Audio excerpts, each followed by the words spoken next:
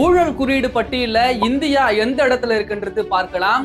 அரசு சாரா சர்வதேச நிறுவனமானது ஆண்டுதோறும் ஊழல் குறியீடு பட்டியல வெளியிட்டு வராங்க. அந்த வகையில கடந்த 2025ஆம் ஆண்டிற்கான ஊழல் குறியீடு பட்டியலானது 182 நாடுகளை ஆய்வு மேற்கொண்டு வெளியிடப்பட்டிருக்கிறது.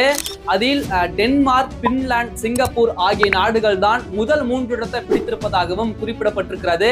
அதுல இந்தியாவானது 91வது இடத்தை பிடிச்சிருப்பதாகவும் தெரிவிக்கப்பட்டிருக்கிறது.